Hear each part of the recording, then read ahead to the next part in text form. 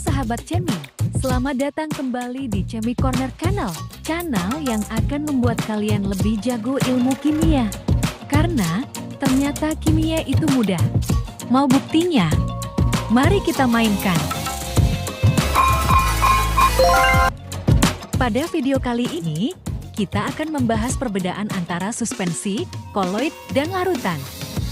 Ketiga jenis sistem materi ini sama-sama campuran, tetapi ternyata terdapat perbedaan signifikan antara ketiganya. Apa perbedaan mereka? Mari simak terus video ini, jangan di-skip.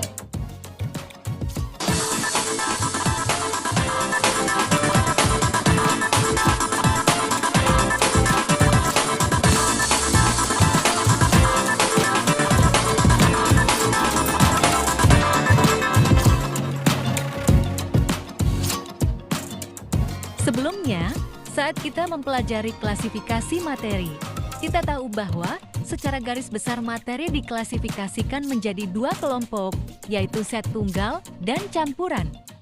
Dikelompokkan berdasarkan visual partikel yang bercampur.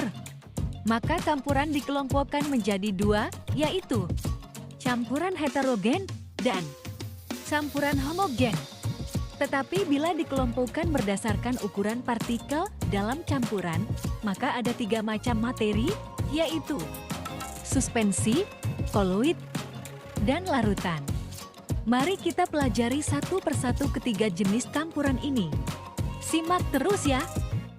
Suspensi. Suspensi adalah campuran heterogen yang berupa cairan, di mana terdapat zat padat yang terdistribusi ke dalam seluruh bagian campuran. Contoh suspensi adalah campuran serbuk kopi dalam air panas atau sering kita sebut sebagai kopi tubruk. Ketika serbuk kopi dan air telah ada dalam gelas, biasanya kedua komponen ini diaduk.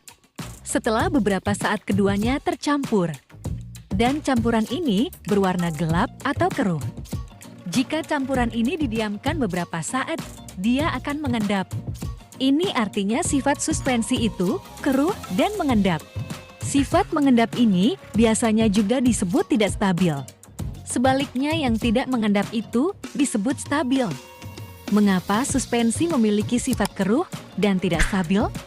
Karena ukuran partikel yang terdispersi lebih besar daripada 100 nanometer. Dari data tentang suspensi, silakan kalian mencari contoh yang lain. Apakah air sungai termasuk suspensi? Ya, air sungai termasuk suspensi. Sebab banyak partikel tercampur di sana. Dan air sungai tidak stabil. Tentu kalian pernah dengar kata delta. Delta adalah pulau yang terbentuk dari pengendapan air sungai. Silahkan cari contoh yang lain. Bagaimana dengan campuran gula dalam air? Pada awalnya, saat gula ditambahkan ke dalam air, supaya gula dapat terlarut sempurna dalam campuran itu, maka perlu perlakuan khusus pada campuran itu. Misalkan digoyang-goyang wadahnya, atau dilakukan pengadukan. Saat semua gula tercampur sempurna, maka terbentuklah campuran yang homogen. Campuran ini selanjutnya disebut sebagai larutan. Saat gula terlarut dalam air, biasanya larutan yang terbentuk terlihat jernih atau bening. Mengapa demikian? Sebab gula sebagai zat terlarut memiliki ukuran partikel sebesar kurang dari 1 nanometer atau lebih kecil dari 1 nanometer. Ukuran yang sangat kecil inilah yang menyebabkan larutan terlihat jernih dan tidak keruh seperti suspensi. Larutan gula tidak akan mengendap saat didiamkan pada suhu tetap. Artinya larutan bersifat stabil atau tidak mengendap. Jadi sifat larutan adalah jernih dan stabil. Tentu ini bertolak belakang dengan sifat suspensi yang keruh dan tidak stabil. Sekarang, bagaimana dengan susu? Susu memiliki tampilan cairan yang keruh berwarna putih. Kayaknya, susu adalah suspensi, sebab nampak keruh. Tetapi, dalam susu tidak terlihat ada partikel. Jika susu adalah suspensi, seharusnya susu mengendap saat didiamkan dalam waktu tertentu. Tetapi faktanya susu tidak mengendap walau didiamkan dalam waktu yang lama, 1 jam misalnya. Itu artinya susu stabil. Bingung kan? Keruh, tapi stabil. Mengapa bisa seperti itu? Susu memiliki sifat suspensi, yaitu keruh. Tetapi, susu juga memiliki sifat larutan, yaitu stabil. Itu semua terjadi karena susu memiliki partikel yang berukuran antara 1–100 nanometer. Karena ukuran partikelnya lebih besar dari 1 nanometer, maka susu terlihat keruh, tidak jernih seperti larutan air gula.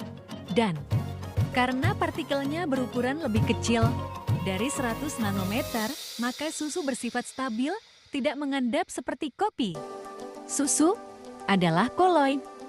Koloid adalah campuran homogen di mana partikel-partikel kecil terdispersi dalam medium pendispersi. Koloid memiliki sifat keruh tapi stabil. Hal ini karena ukuran partikel terdispersinya lebih besar dari partikel larutan, tetapi lebih kecil dari ukuran partikel suspensi.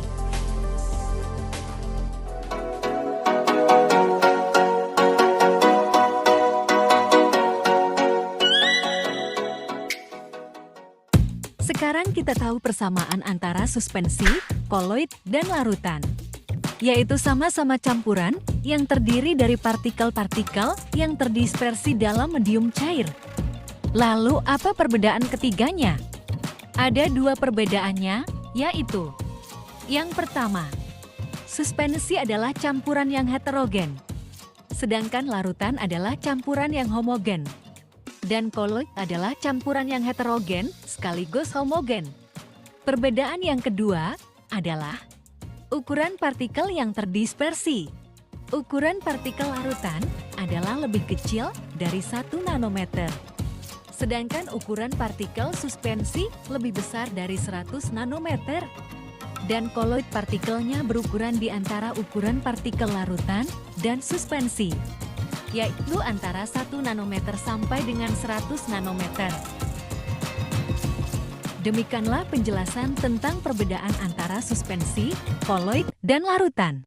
Dengan memahami perbedaan ini, kita dapat lebih memahami sifat dari setiap jenis campuran tersebut. Dan kita dapat menggunakan pengetahuan kita untuk memecahkan masalah dalam kehidupan sehari-hari.